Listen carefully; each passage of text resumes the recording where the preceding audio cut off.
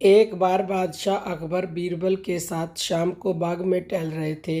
कुछ राज-काज की बातें करते करते अकबर ने अचानक बीरबल से पूछा, सुना है कि तुम अपनी बीवी से बहुत डरते हो। बीरबल को अकबर से इस तरह के सवाल का अंदेशा न था। उसने संभलते हुए कहा, जी मैं ही क्या, हमारी सल्तनत का हर आदमी अपनी बीवी से डरता है। महाराज अकबर ने बीरबल की तरफ टेढ़ी नज़र से देखते हुए कहा, तुम अपनी कमज़ोरी छिपाने के लिए सब लोगों पर इल्ज़ाम नहीं लगा सकते। बीरबल ने कहा, बादशाह सलामत, मैं जो भी कह रहा हूँ वह एक कड़वी सच्चाई है। कोई मुँह से बोले या न बोले, लेकिन हर इंसान अपनी बीवी से डरता ज़रूर है। अकबर ने कहा, क्या तुम यह साबित कर सकते हो? बीरबल ने झट से हामी भर दी।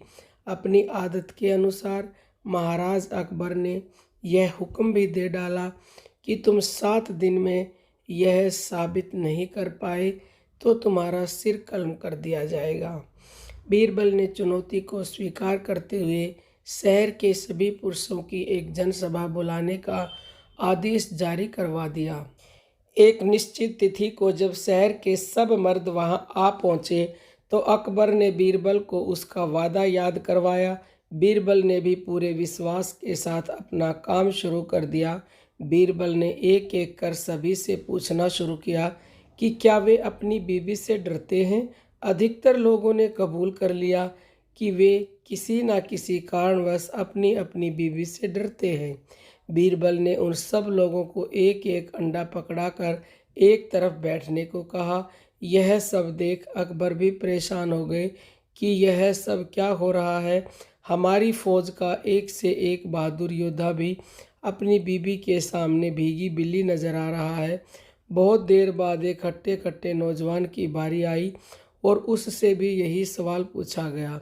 यह नौजवान बाकियों से अलग था।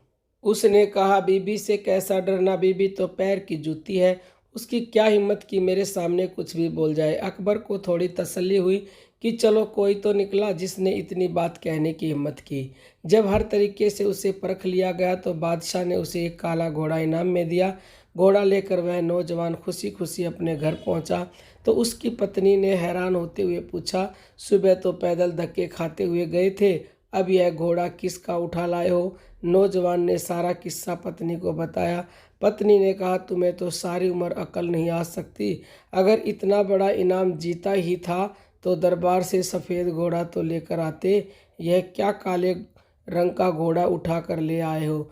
नौजवान ने कहा, बेगम तुम चिंता मत करो, आज बादशाह सलामत मुझसे बहुत खुश हैं। यह लो, मैं अभी घोड़ा बदल कर लाता हूँ। कुछ देर बाद ही वह काला घोड़ा लेकर वापस दरबार में पहुंचा और बीरबल से प्रार्थना करने लगा, मेरी बीबी को यह काला घोड़ा पसंद नहीं है, आप कृपा करके मुझे सफ़ेद घोड़ा दे दो। बीरबल ने कहा, यह घोड़ा उधर बांध दो और यह अंडा लेकर घर जाओ। बादशाह ने पूछा कि आखिर माजरा क्या है? बीरबल ने कहा कि यह नौजवान पहले तो कह रहा था कि अपनी बीबी से नहीं डरता, लेकिन जब बीबी ने काला घोड़े की जगह सफ़ेद घोड़ा लाने को कहा तो वह उसको ना नहीं कर सका। बीरबल ने आगे बताया, जहाँ पना इसकी बीबी बहुत सुंदर है, उसको यह क्या कोई भी आदमी किसी काम के लिए ना नहीं कह सकता।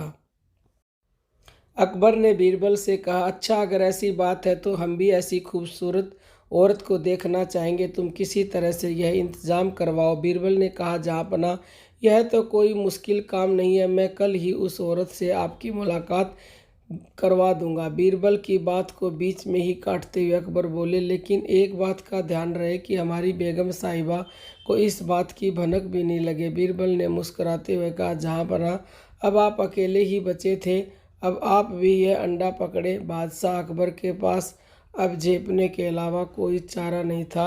वह मान गए कि हर मर्द अपनी बीवी से डरता है। अगर ये कहानी पसंद आई है तो लाइक करें, सब्सक्राइब करें। बहुत ही जल्द मिलते हैं ऐसी ही प्रेरणादायक कहानी के साथ। तब तक के लिए जय श्री राम।